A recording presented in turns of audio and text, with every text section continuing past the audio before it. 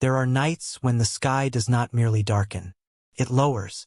It leans over the earth with a terrible intimacy, as if it means to press every buried fear to the surface and wash away whatever is too weak to hold its ground. The night Evelyn Mercer came to the Calloway farm, the sky had lowered like that.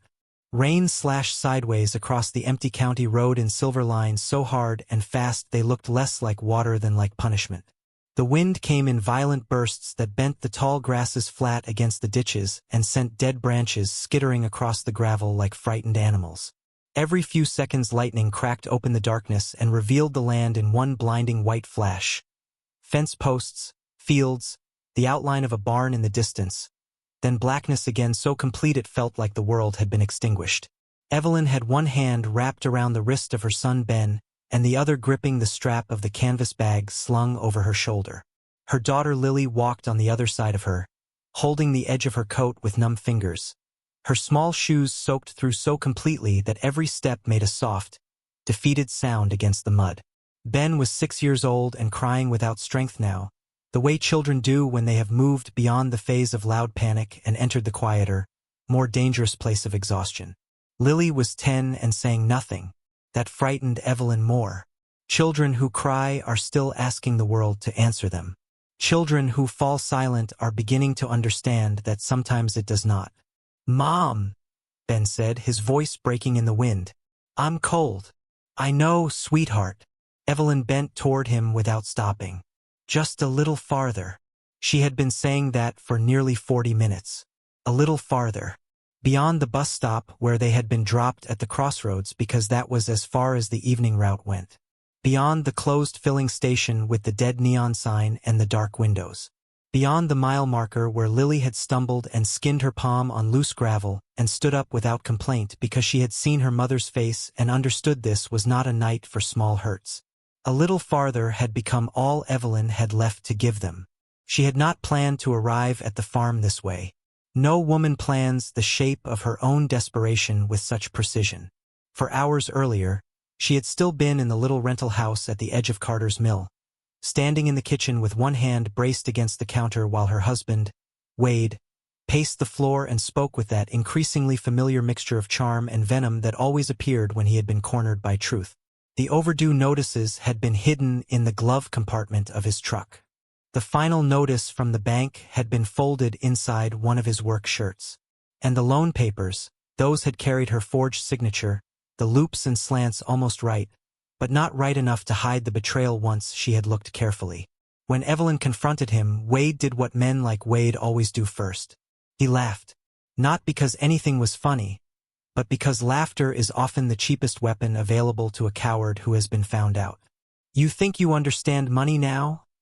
he had said, leaning against the doorway with his arms folded. "You sell 2 pies at the church bake sale and suddenly you're a banker?" The kitchen light had been too bright. The refrigerator had made its ordinary humming sound. Outside, the first line of storm clouds had already been gathering. Evelyn remembered all of that because memory is cruel that way.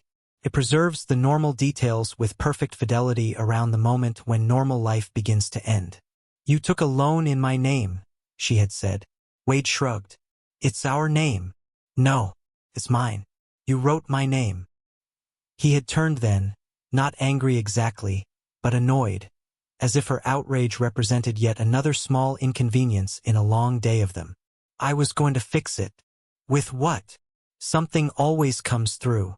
Evelyn looked at him and saw, all at once, the exact shape of the life she would have if she stayed. Not a dramatic life. That would have been easier to identify and perhaps easier to flee. Not a life of bruises hidden under long sleeves or neighbors whispering behind curtains. Something quieter. Something slower. A life spent apologizing to collectors for debts she did not make. A life in which every plan rested on a promise Wade would later reinterpret. A life in which Lily would learn to make herself small around male moods, and Ben would learn that a man could break trust so long as he remained loud enough afterward.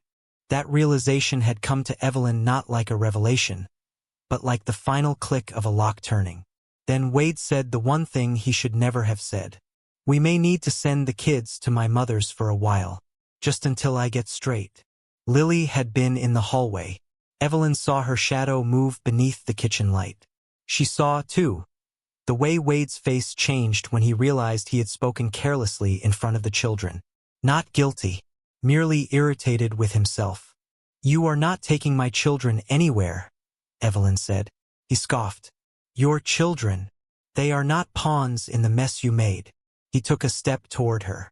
Not enough to touch her. Not enough for the law to have a neat sentence for what lived in that space. But enough. Enough that Lily appeared in the kitchen doorway, white-faced and barefoot, and Ben started crying from the living room where he had been building a tower from old cereal boxes. Wade saw the fear on both children and exhaled sharply, like a man burdened by the emotional fragility of everyone around him. "Here we go," he muttered. "Make it dramatic." That was the moment Evelyn stopped speaking to him like a husband and began thinking about him like weather. Dangerous, unreasonable, impossible to negotiate with. By the time he left the house again, truck keys in hand, muttering about needing air, Evelyn had already made the decision. Not fully, not bravely, but enough. She packed what she could in 12 minutes. 3 changes of clothes for each child. Birth certificates. Cash from the sugar tin above the stove. The blue sweater Lily liked. Ben's inhaler. Her mother's old address book from the bottom drawer of the hutch. 2 apples. A flashlight with weak batteries. The photograph of the children taken last summer at the creek, when both were still young enough to believe that parents were permanent things. At the back of the address book, written in Eleanor Mercer's narrow script between recipes and funeral notes and the phone number of a long-dead butcher, was a line Evelyn had noticed once years earlier and never forgotten. Elias Calloway, Mill Creek Road. If you ever have nowhere else, go there. He remembers kindness. When Evelyn was 12, she had asked her mother who Elias Calloway was. Her mother had smiled in that tired but distant way she sometimes had when speaking about people from before marriage, before widowhood, before life narrowed into one county and one version of herself. "A good man," she had said. "And a stubborn one. Helped me once when your father was sick and we had nothing but potatoes and pride. Said if I ever needed anything again, I should come straight to his farm and leave the shame at the gate." "Did you?" Her mother had shaken her head. "I was too proud." Then, after a pause, she had added, "Pride keeps more people cold than winter ever will." Evelyn had never met Elias Calloway. As far as she knew, her mother had not seen him in over 20 years. But desperate people build bridges from old sentences. When Wade's truck finally roared back into the driveway and then stopped again because he had changed his mind and driven off once more, Evelyn took the children through the back door, walked 2 blocks to the church parking lot, and caught the last bus out before the storm broke open over the county. And now here they were, on Mill Creek Road, or what she prayed was Mill Creek Road, cold, wet, and moving through a darkness that seemed to resist them. Then, just as Ben stumbled again and nearly fell to his knees, Lily pointed through the rain. "Mom," she whispered. "There." At first Evelyn saw nothing but a low blur beyond the field. Then lightning tore the night open, and the farm revealed itself in one sharp, impossible image. A wide old farmhouse with a porch lamp burning amber against the storm. A barn sitting behind it like a crouched shadow. A windmill, rusted but still upright. And beyond that, rows of trees stripped half bare by the season and bending under the force of the rain. It looked less like a home than like a memory of one.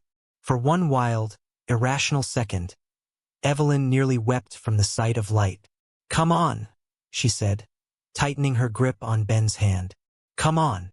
The lane up to the house had turned to mud, and the rain hit them so hard now it stung the skin. By the time they reached the porch steps, Lily was shivering uncontrollably and Ben could barely lift his feet. Evelyn pounded on the door with the side of her fist. No answer. She knocked again, louder this time, and turned half around as thunder rolled so close overhead it seemed to shake the boards beneath their feet. Still nothing. For one terrible instant, panic rose in her throat like fire. Had she brought her children all this way to an empty house? Then, from somewhere deep inside, there came the slow sound of bolts sliding back. The door opened inward. The man who stood there was taller than Evelyn expected and lean in that weathered, hard-earned way some old farmers carry, as though time had stripped them of excess but left the structure intact. He was perhaps 78, maybe older, with white hair combed straight back from a lined forehead and eyes the faded blue of worn denim. He wore a gray Henley shirt, suspenders, and an expression that did not so much ask what had happened as measure whether the answer could wait. His gaze moved once over the scene before him. The soaked woman, the little girl trying not to shake, the boy whose lips had taken on the faint bluish tint of cold, the canvas bag, the storm, and then, with none of the alarm or suspicion Evelyn had braced herself for, he opened the door wider and stepped aside. "Get inside," he said. His voice was low, roughened by age and disuse, but steady. Evelyn stood frozen for half a heartbeat, rainwater streaming down her face. "Mr. Calloway? That's right. My name is Evelyn Mercer. My mother was Eleanor Mercer," she said. "I know who Eleanor Mercer was." That stopped her. He looked at Lily and Ben again. "Bring them in before they get sick." She hesitated only because fear does strange things to gratitude. It makes a person suspicious of mercy, as if unearned kindness must surely contain some hidden price. But Elias had already turned toward the hallway, assuming they would follow. And there was something in that assumption, something so plain, so unadorned, so free of performance, that broke the paralysis in her. Evelyn guided the children inside. Warmth hit them first. Not dramatic heat, but the deep, wood stove kind that settles into old houses and lingers in the floorboards.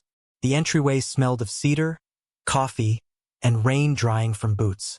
A yellow lamp glowed in the front room. Somewhere farther back, a clock ticked with the calm authority of something that had gone on for years before this night and would go on after. Elias took one look at Ben and said, "Kitchen." He did not ask whether they were in trouble. He did not ask whether her husband was coming.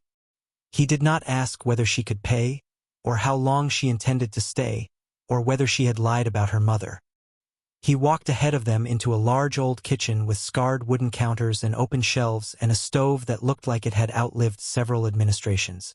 On the table near the window sat a bowl of apples, a folded newspaper, and a pair of reading glasses. Elias pulled a chair out for Lily, then another for Ben. "You," he said to Evelyn, pointing toward a side door, "laundry room. There's towels on the second shelf and blankets in the chest. Strip the wet things off those children and wrap them up. I'll put soup on." The words were so matter-of-fact Evelyn almost didn't understand them. He was acting not like a benefactor, not like a suspicious old man testing a stranger's story, but like a person responding to an obvious emergency. She stared at him. Perhaps he read the shock on her face, because he finally looked at her directly and said the one sentence she would remember for the rest of her life. "A woman doesn't arrive at a farmhouse in weather like this with 2 children unless questions can wait until morning." The dignity in that sentence nearly undid her. Not pity, not curiosity, dignity. She turned sharply so he would not see her cry and took the children into the laundry room. There, with hands that shook from cold and from the delayed tremor of fear, she peeled wet clothes from small bodies and rubbed them dry with rough cotton towels while Lily tried very hard to be grown and Ben leaned against her shoulder with the helpless trust only children still possess. A few minutes later Elias appeared in the doorway with 2 of what were clearly the smallest old clothes he could find in the house. 1 flannel shirt cut down and belted, 1 pair of drawstring pajama bottoms, 1 faded nightgown, and socks thick as mittens. "These were my grandson's once," he said, setting them down. "Long time ago. Closest thing I've got." Lily looked up, eyes wide. "Thank you." He nodded once, as though gratitude were expected but not required. By the time they came back into the kitchen wrapped in dry clothes and blankets, the storm had only intensified. Rain hammered the windows. The lights flickered once, then steadied. The old man had set out 3 bowls of vegetable soup and sliced half a loaf of bread with the practical precision of habit.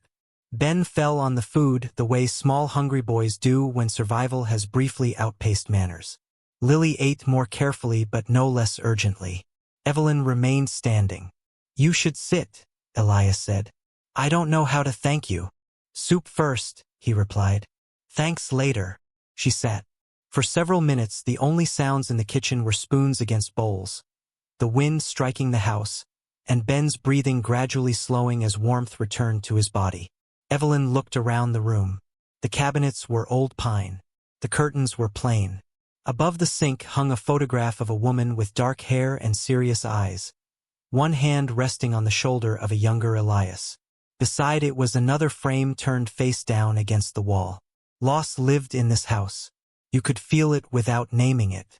When Ben had finished half his bowl and Lily's hands had stopped shaking, Elias rose from the stove and crossed to an old linen cupboard by the back hall. "There are 2 rooms upstairs," he said. "One's ready enough. The other's full of boxes. You and the children can take the first." Evelyn put down her spoon. "Mr. Calloway, I can sleep out here. Truly. The children can have the room." He gave her a look so flat it nearly qualified as reproof. "I said there's a room." Something about the way he said it made argument feel childish. She nodded. He took a lantern from the shelf, though the lights were still on, and motioned for them to follow. The staircase creaked beneath their feet. Upstairs the air was cooler, smelling faintly of dust and lavender. He opened a door at the end of the hall. The room beyond was simple and clean. A wide iron bed, a quilt stitched from old feed sacks, a chest at the foot of the bed, one narrow cot beneath the window. Rain raced down the glass in restless silver streams. "It's not much," he said. To Evelyn it looked like safety. "It's more than enough." He set the lantern on the dresser. "There's extra blankets in the chest. Bathrooms across the hall. We'll sort the rest tomorrow." She swallowed. "You really aren't going to ask?" His face changed then, not much but enough. Some old sorrow moved through it like shadow through water. "No," he said. "Not tonight." Then he left them there with warmth, blankets, and the tremendous quiet mercy of unexamined refuge. It took Ben less than 2 minutes to fall asleep. He curled against Evelyn's side in the big bed, one damp curl still stuck to his forehead, one hand fisted in the edge of the quilt as though even in sleep he feared being left again. Lily lasted longer. She sat propped against the pillows in the dim lantern light, knees drawn to her chest, watching the storm work itself against the window. "Mom." "Yes." "Is he nice?" The question was so carefully phrased that Evelyn almost smiled. "Not safe. Not good. Nice." As though Lily, already wiser than a child should be, knew the world contained many people who were one thing without being the other. "I think," Evelyn said slowly, "he's kind." Lily absorbed that. "That's better." "Yes," Evelyn whispered. "It is." After a while, Lily asked the question Evelyn had been waiting for and dreading. "Are we going back?" The truth stood between them in the soft light of the room. Below, the old house settled around itself. The storm raged on. Somewhere a floorboard groaned. Evelyn looked at her daughter and realized that childhood had ended for Lily in increments, not all at once. A closed door, a raised voice, a stack of overdue notices, a mother who suddenly packed with shaking hands and said only, "Trust me." "No," Evelyn said at last. Lily's eyes shone, but she didn't cry. "Okay. You don't have to be brave all the time," Evelyn whispered. "I know." Lily's voice was small. "But you do." That, more than anything that had happened that night, nearly broke Evelyn open. She gathered Lily against her, and for the first time since leaving the house, she let herself feel the full size of what she had done. Not because she regretted it, but because courage is often mistaken for the absence of fear, when in fact it is simply the decision to keep moving while fear sits in your throat like a stone. Downstairs, long after both children had fallen asleep, Evelyn heard slow footsteps cross the hall beneath them, then stop. Perhaps at the foot of the stairs. Perhaps outside the closed kitchen door. She imagined Elias standing in the dark with one hand braced against the banister, listening to the quiet of a house that had held one kind of loneliness for years and now, all at once, held another. Then the footsteps moved away. Morning brought a world washed raw and shining. The storm had spent itself in the night and left behind a sky of hard bright blue stretched over miles of drenched field. Water dripped from the porch roof in slow silver threads. The air smelled of mud, cedar, and the green, broken scent of things beaten by rain but not destroyed. Evelyn woke early, disoriented for one long second by the unfamiliar room and the weight of Ben's head on her shoulder. Then memory returned. The bus, the road, the porch light, the old man who asked nothing. She lay still a moment, listening. Somewhere downstairs came the rhythm of work. A kettle set on the stove, cupboard doors opening, the muted scrape of a chair. The domestic sounds of someone who had already been awake long enough to make peace with the day. She eased out of bed without waking the children and crossed to the window. In daylight, the farm seemed larger than it had in the storm. The house sat on a rise overlooking fields that stretched to a line of cottonwoods near a creek. To the east stood a weathered red barn with one side patched in newer boards. Beyond it, a chicken coop, a lean-to shed, and several fenced acres where the grass grew high around rusted posts waiting, it seemed, for someone to remember their purpose. Farther still stood an orchard of old apple trees, neglected but not gone. It was not a prosperous farm, but it was still a living one. Evelyn dressed quietly and went downstairs. Elias was at the stove in the same gray shirt, pouring coffee into a thick white mug. Sunlight from the kitchen window carved sharp lines through the room and turned the steam gold. He looked up once when she entered, then down again. "There's eggs," he said. "Pan's hot." It was such an ordinary sentence that Evelyn nearly laughed. Instead, she moved toward the stove. "You don't have to cook for us." "I wasn't planning to," he said dryly, nodding toward the skillet. "I figured you had hands." She stared at him, then saw the glint of something almost like humor in his eyes. A test, perhaps. Not of usefulness, but of whether she understood the language he preferred. Practicality over drama, contribution over performance. "All right," she said softly. She reached for the eggs. For a few minutes they worked in companionable silence. Elias set out plates and butter. Evelyn cracked eggs into the pan and found bread for toast. The familiarity of small kitchen labor steadied her more than any soft conversation might have. It was only after the coffee had been poured and the eggs plated that Elias sat at the table, folded his hands over one knee, and finally said, "Now." Evelyn turned. He looked not suspicious, not even stern exactly, just ready. What happened? So she told him. Not every detail. Not the whole humiliating architecture of married disappointment. Some truths are too tangled to present neatly on first telling. But enough. The debts. The forged loan.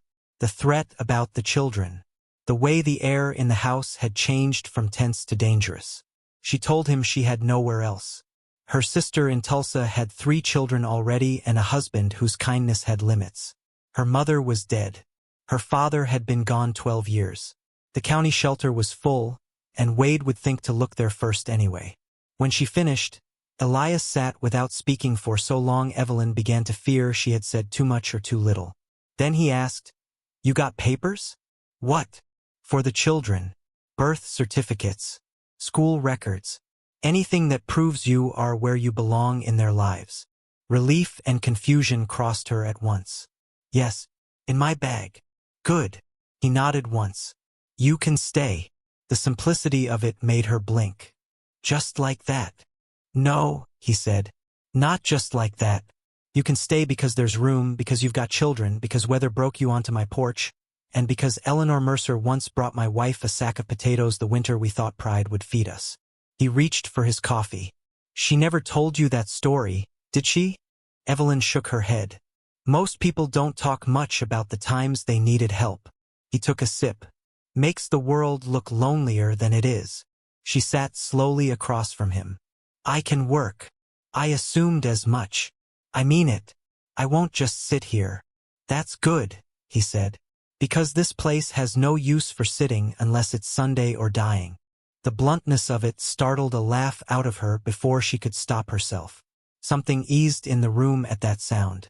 Elias leaned back in his chair, studying her now not as a storm casualty but as a human being with edges and capacity.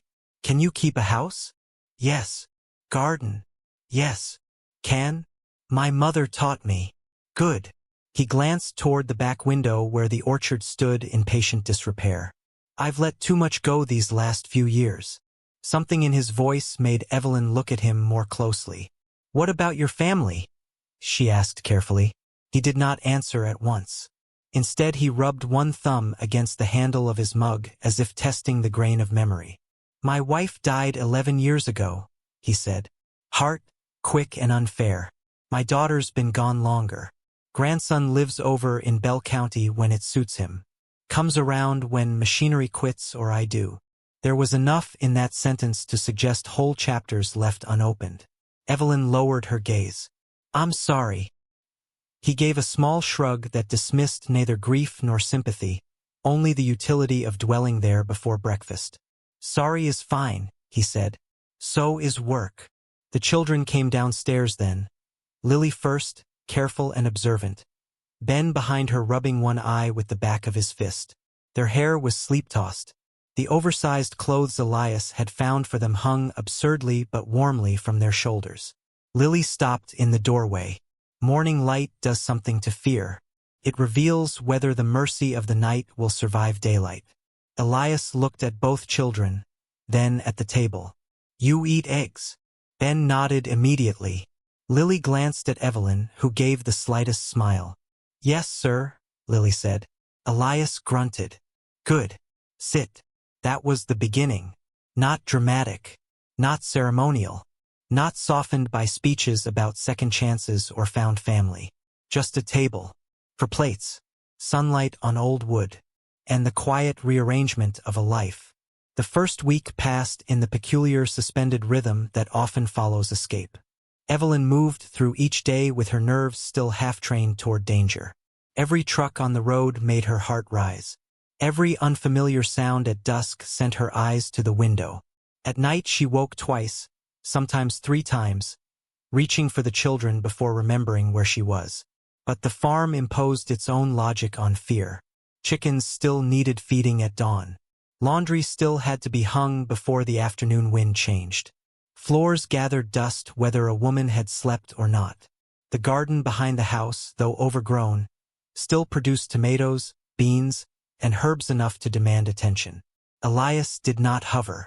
That was one of the great kindnesses. He showed her where the canning jars were kept, where the feed sacks hung, how the back door stuck in damp weather, and which fence line to avoid because one section had sagged into a patch of burdock. After that, he let her find her usefulness on her own. Lily took naturally to the place in the way serious children often do. She noticed things. Which cabinet held the good plates? Which hen pecked before being picked up? Which floorboard in the upstairs hall complained loudest near midnight? She followed Evelyn through chores with a quiet attentiveness that was almost painful to witness in one so young. Ben was different. He unfolded. Within 3 days he had discovered the barn cats, the pump handle by the side yard, and the peculiar joy of throwing chicken feed in wide, generous arcs and watching the birds race toward him as though he were some minor king of grain. Once, on the 4th morning, Evelyn looked out the kitchen window and saw him standing beside Elias near the old tractor.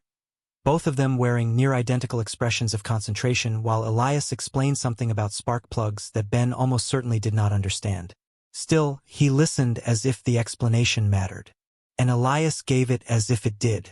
That image stayed with her for the rest of the day. On Sunday afternoon, after church bells from the distant town had floated faintly across the fields and died away, a pickup truck came up the lane. Evelyn saw it first from the porch where she was hanging sheets. Her hands froze on the clothespins. For one sharp instant she thought Wade had found them. But the truck that rolled to a stop beside the house belonged not to Wade but to a man in his 30s with sun-browned skin, dark hair damp at the temples from the heat, and shoulders made broad by labor rather than vanity. He climbed out with a toolbox in one hand and a bag of groceries in the other, and when he saw Evelyn on the porch, he stopped. His eyes moved from her to the children's shoes by the door, then toward the kitchen window where Elias sat shelling peas.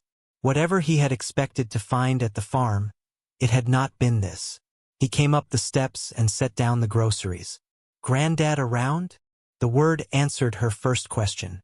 Before she could respond, Elias called from inside, "If you've got eyes, Nathan, use them." Nathan, the grandson. He stepped into the doorway, still looking at Evelyn with the controlled caution of a man who had learned, perhaps too early, that surprises in old family homes rarely arrive without consequences. Elias appeared behind him, wiping his hands on a dish towel. "This is Evelyn Mercer," he said. "And her children. They're staying a while." Nathan's jaw tightened almost imperceptibly. A while. As long as needed. That was all. No explanation. No invitation for discussion. Nathan glanced once more at Evelyn, then nodded in a way that acknowledged her existence without yet extending welcome. "I brought the carburetor part," he said to Elias, "and Ruth sent over bread. Set it down." Nathan did. The silence that followed had texture to it. Not hostility exactly, but wariness. Men who have known loss through other people's unpredictability often distrust sudden domestic changes in old places. Evelyn understood that. She also understood what it was to be measured and found potentially troublesome before anyone knew your heart. "I can make coffee," she offered. Nathan looked at her, then away. "You don't have to." From the table, Elias said, "She knows." And that, oddly enough, resolved it for the moment. During the next hour, Nathan repaired something under the tractor hood while Elias supervised from a lawn chair with the deep satisfaction older men derive from instructing capable younger ones in tasks they no longer want to kneel for. Ben hovered near them like an eager sparrow. Lily sat on the porch steps sketching the barn in the back of an old arithmetic notebook. Evelyn washed greens in the kitchen sink and watched all of it through the window. Later, Nathan came in to rinse the grease from his hands. He stood at the sink, sleeves rolled up, forearms streaked dark with oil, while Evelyn sliced peaches for a pie. At length he said, without turning, "He didn't tell me much. I didn't ask him to." He dried his hands on a towel. "He's taken in strays before. Mostly dogs." Evelyn nearly smiled. "And how have they done?" "Better than most people." The corner of her mouth moved despite herself. Nathan saw it in the reflection of the window, and some fraction of the tension in his shoulders eased. "Sorry," he said. "That came out ruder than I meant." "You don't know me," Evelyn replied. "Caution's reasonable." He turned then, leaning back against the counter. "Maybe. But he's not a man who opens his door easily." Something unspoken passed through the sentence. A history. A wound. Evelyn dusted flour over the counter before answering. "He opened it that night." Nathan watched her hands. "Yeah," he said quietly. "I'm aware." It was nearly 3 weeks before Elias told her why. The days meanwhile found their own shape. Evelyn rose before dawn now, often to find Elias already at the table with coffee and the radio turned low to the farm report. She learned his habits the way one learns the weather in a new place. By observation, by small adjustments, by understanding what he would and would not say aloud. He hated waste, loud chewing, and people who used the phrase these days to explain laziness. He loved blackberry jam. Oldham tunes played softly, and any child who asked direct questions. He had once, Evelyn gathered, been a formidable man in both town and county affairs. People still called him Mr. Calloway with the kind of respect that had less to do with age than memory. Ruth from the general store sent over butter twice and once a sack of flour, on account of him fixing the church roof in '94 when no one else would get up there. Pastor Nolan stopped by with apples and stayed an hour talking seed prices. A widowed neighbor named Mrs. Jensen delivered 2 quilts and pretended she had simply been cleaning closets. Word had spread, of course. A woman with 2 children turning up at Elias Calloway's farm was not the sort of thing a rural county let pass without attention. But to Evelyn's surprise, the attention came less as gossip than as a kind of collective peripheral care. A basket of pears left on the porch. A set of second-hand schoolbooks for Lily. Tiny overalls for Ben from the Jensen boy who had outgrown them 10 years earlier. The country can be cruel in its judgments. Can also, when it chooses, be astonishingly tender in practical ways. By late September, the farm no longer felt like a borrowed stage set. It smelled of bread again because Evelyn baked every other morning. The front room lost its stale stillness because Ben built roads from wooden blocks across the rug and Lily read aloud in the evenings when Elias's eyes grew tired. Curtains were washed. Porch boards swept. The orchard pruned as best they could. Under Evelyn's hands, and the children's noise, and Elias's grudging permission for things to matter again, the house began to shift. Not into happiness exactly. That would have been too quick, too sentimental. But into use. And use is often the first step back toward life. Nathan came more often. At first for machinery. Then for fence mending. Then, increasingly, for reasons even he seemed unwilling to name. He brought a crate of pumpkins one Friday because the diner overordered. He repaired the loose hinge on the back gate without being asked. He showed Lily how to brace sketch paper against a board so the wind wouldn't take it, and taught Ben the difference between a wrench and a socket set with the patient seriousness children adore in men they suspect are worth admiring. He and Evelyn spoke mostly in fragments at first. About frost dates, school districts, whether the old pear tree by the creek could be saved. But little by little conversation deepened the way roots do, out of sight, almost unnoticed, until one day you realize two things have become connected beneath the surface.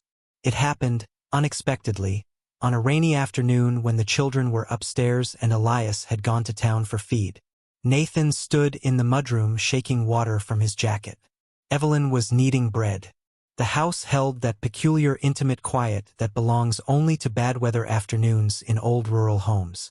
She used to make bread on days like this, Nathan said. Evelyn looked up.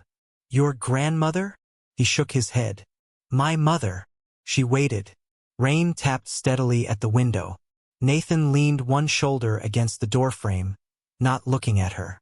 I was 5 when she died, he said. Car wreck on Route 16. Storm night. The dough beneath Evelyn's hands grew suddenly very still. I'm sorry. He gave a short nod, as if he had heard the words enough times that their shape no longer surprised him.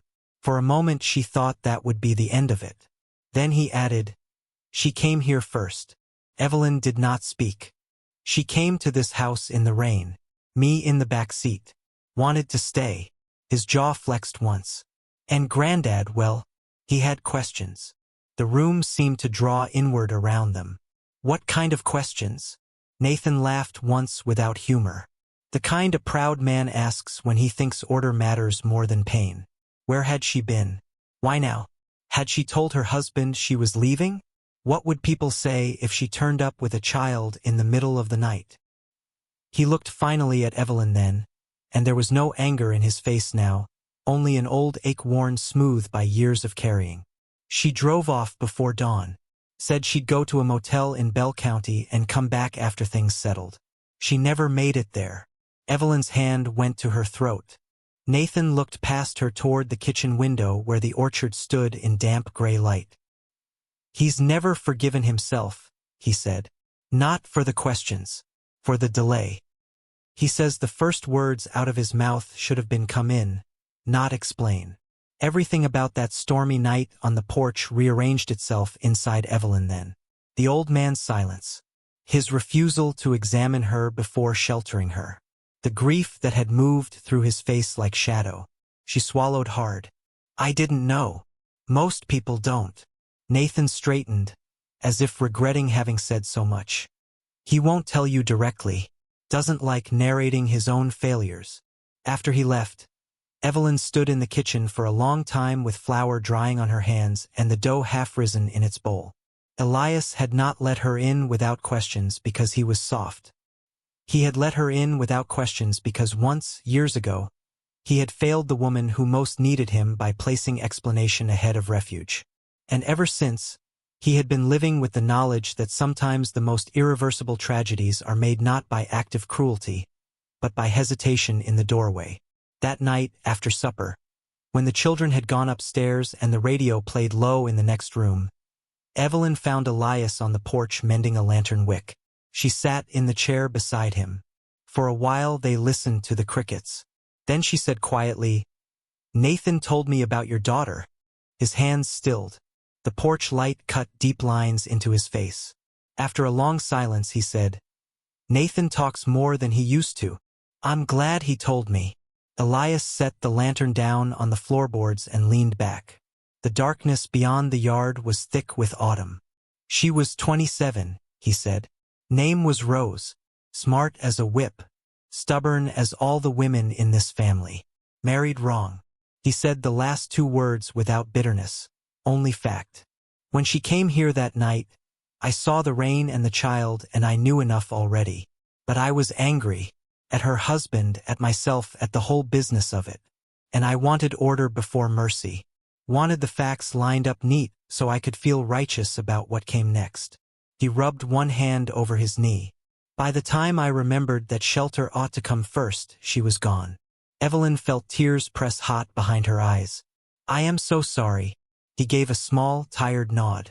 Doesn't do much. But thank you. Wind moved softly through the dry corn beyond the road. After a while he added, so when you knocked, I knew one thing.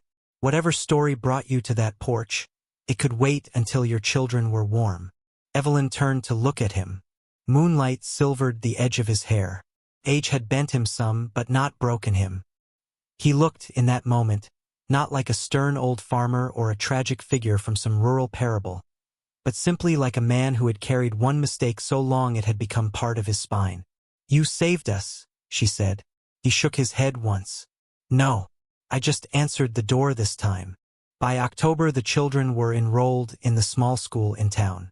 Ruth drove them the first week in her pickup until Evelyn could borrow the Jensen widow's old sedan.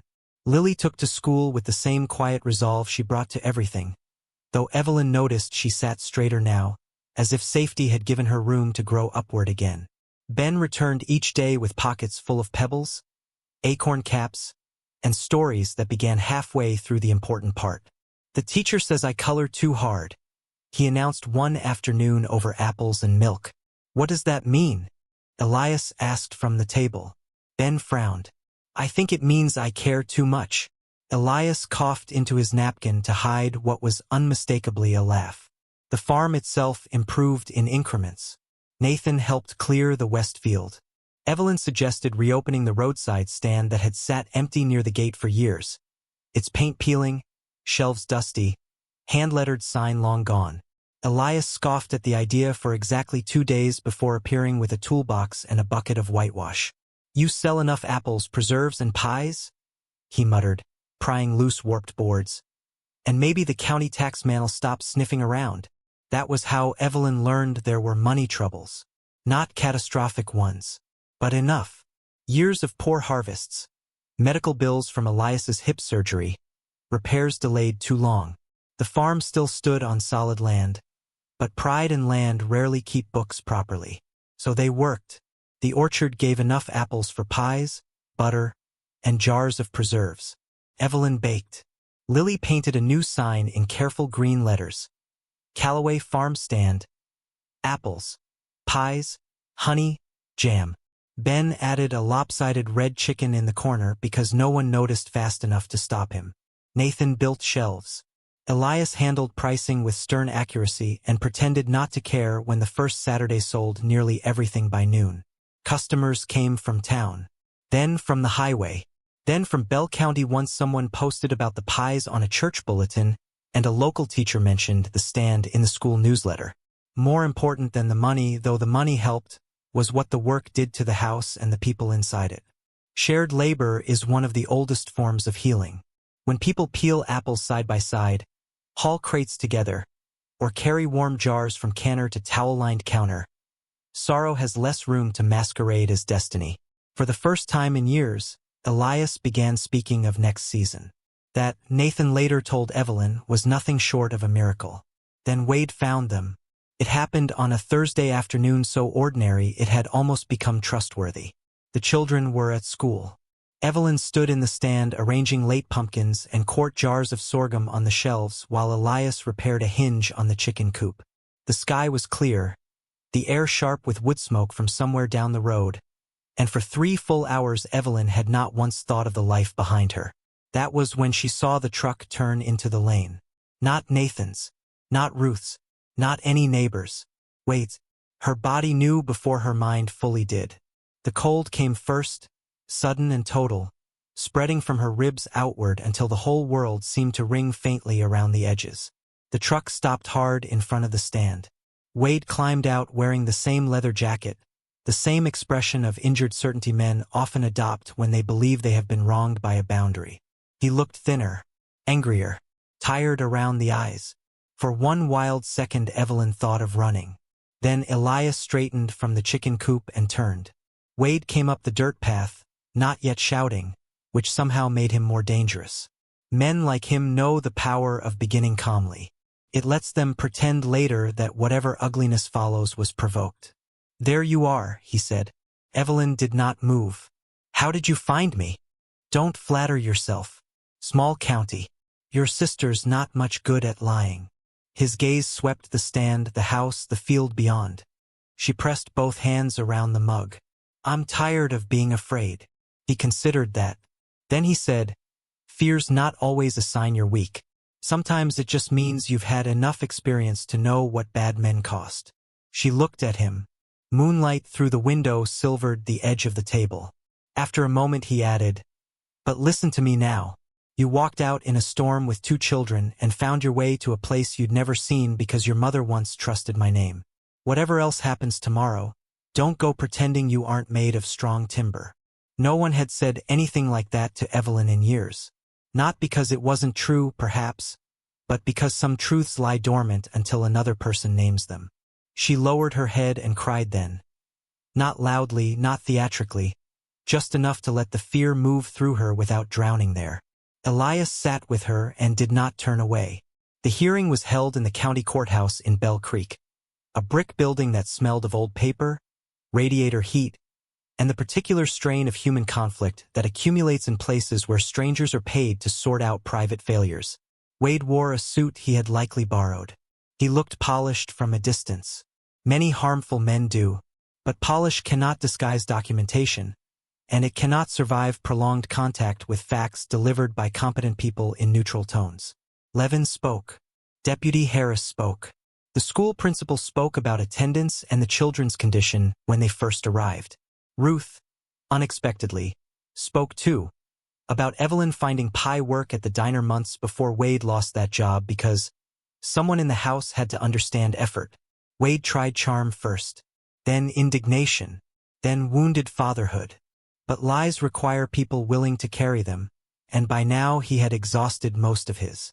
At one point the magistrate, a woman in her 60s with bifocals and very little patience for male self-mythology, looked over the forged signature papers and asked Wade whether he understood the difference between marital property and fraud. He said yes. She replied, "Good, that will save time." By afternoon it was over. Emergency custody remained with Evelyn. Supervised visitation only, pending further review. Financial investigation to proceed. The children were not to be removed from the county without Evelyn's consent. Outside the courthouse, the air had turned bitterly cold. The sky hung low and gray with another storm threatening. Evelyn stood on the steps gripping the railing while relief and delayed terror emptied out of her at once. Nathan, who had come but sat quietly in the back, touched her elbow. "It's done." She looked at him. "For now. For enough." Then Elias came down the courthouse steps behind them, moving carefully but upright, coat buttoned to the throat, hat pulled low against the wind. He had not spoken in court. Levin advised that he likely would not need to, but his presence had filled the room nonetheless, a visible answer to the question of whether Evelyn and the children had found not merely shelter, but a life. Now he looked at her and said only, "You hungry?" The simplicity of it made her laugh through tears. "Yes." "Then let's eat." People imagine triumphant moments announce themselves like music. Usually they do not. Usually they sound like an old man asking about lunch because he understands that surviving one kind of battle does not exempt a person from the next ordinary need. Winter came in earnest after that. Snow gathered along the fence lines. The stand closed until spring. Ben learned the art of stomping through drifts in oversized boots and returning inside rosy-cheeked and indignant that mittens limit heroism. Lily spent long afternoons at the kitchen table with pencils, library books, and a seriousness that reminded Elias so much of Rose sometimes that he had to leave the room under the pretense of getting more wood. Christmas arrived quietly. No grand tree, no abundance, but enough. A cedar branch garlanded across the mantel. sugar cookies cut into stars. Ruth bringing over ham. Nathan arriving Christmas Eve with a second-hand easel for Lily, and a carved wooden truck for Ben that he claimed he found in his shed, but had clearly spent hours sanding smooth. Evelyn gave Elias a new wool scarf in dark green. He held it as though gifts still surprised him. "Too much," he muttered. "No," she said. "Not enough." On Christmas morning, while Ben played on the rug and Lily set out colored pencils in precise rows, Evelyn stood at the sink rinsing dishes and felt, for the first time in longer than she could name, not merely safe but home. The realization frightened her at first. Home, after all, had once meant something she lost. But perhaps she began to understand home is not a single address or a fixed legal arrangement. Perhaps it is any place where your children sleep without fear and your labor is answered with dignity and your grief does not have to perform for entry. If that was true, then this old farmhouse on Mill Creek Road had become one. Spring returned the world in layers. First mud, then shoots, then birdsong loud enough to wake the house before dawn. The orchard bloomed better than anyone expected. White petals drifted across the yard like scraps of forgotten winter letters. The stand reopened. Evelyn's pies gained something close to county legend. Lily's drawings won a school award. Ben lost a front tooth and insisted this made him more aerodynamic. And through it all, Nathan remained. Not dramatically, not with declarations, simply with constancy.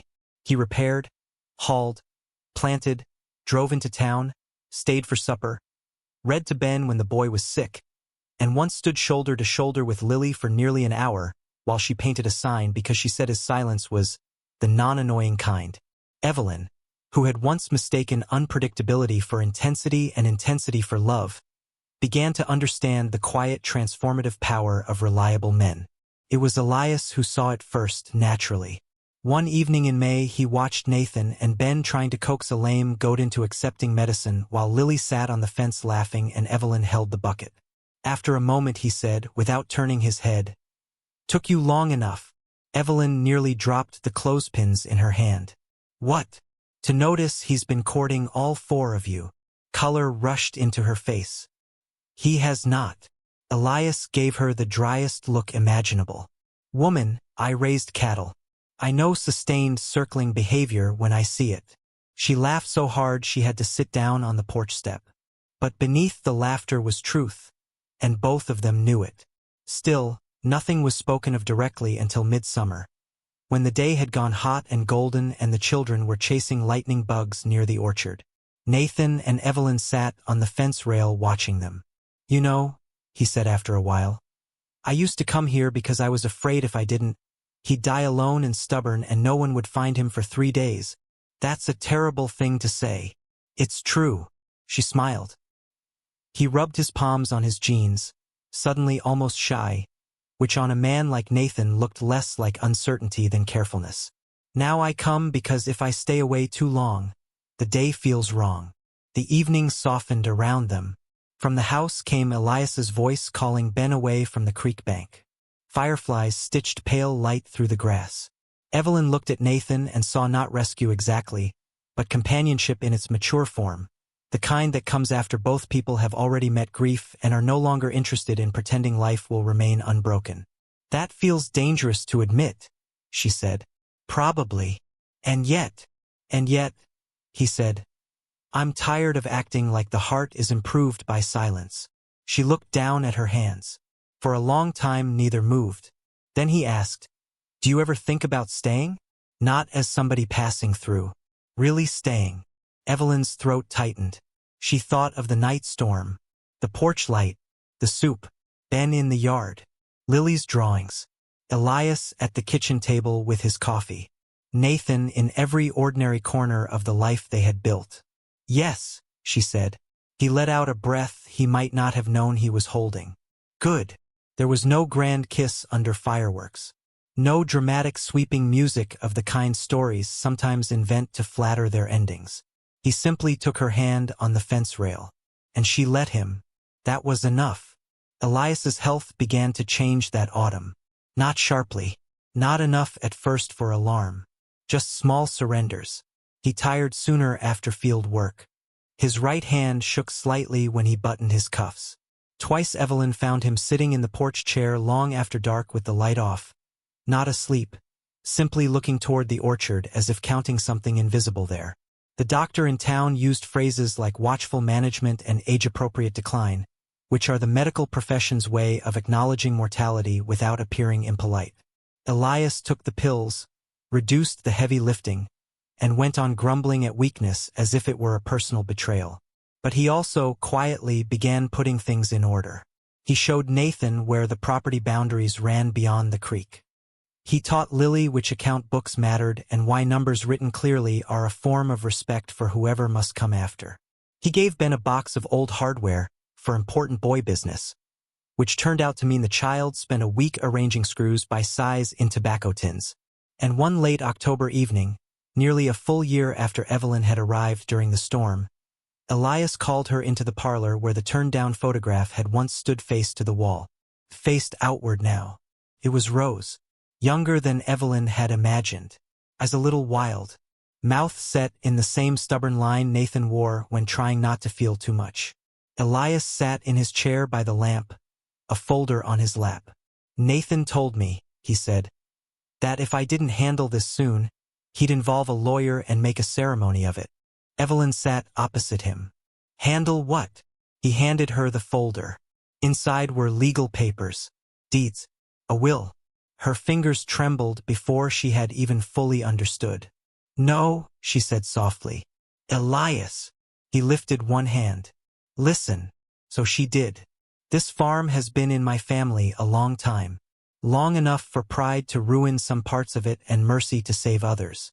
Nathan's in the will naturally. But so are you and those children. Tears stung her eyes immediately. I can't take this. Yes, you can. No. His look silenced her. I am not confusing gratitude with judgment, he said. And I am not making some sentimental decision because children laughed in my kitchen and a woman baked pies. I'm doing what old men ought to do when they have been granted the undeserved privilege of seeing life return to a place they thought was finished. He tapped the folder. You came here broken open by weather and fear. You worked. You loved this house without trying to own it. You let me be useful in one story where once I failed another. Don't insult me by pretending I don't know my own mind. She covered her mouth with one hand. The lamp cast warm gold over the papers between them. After a moment he added, more quietly, I'm not leaving the farm away from blood. I'm leaving it toward family. There are sentences that do not merely move a person. They reorder them. Evelyn crossed the room and knelt beside his chair, and for the first time since she had known him, Elias placed his hand on the back of her head in the old, unself-conscious gesture of blessing used by people born before touch became complicated. Thank you, she whispered. He cleared his throat roughly. Well, don't start sainting me. There's still fence work to do. He died the following spring. Peacefully. Not alone.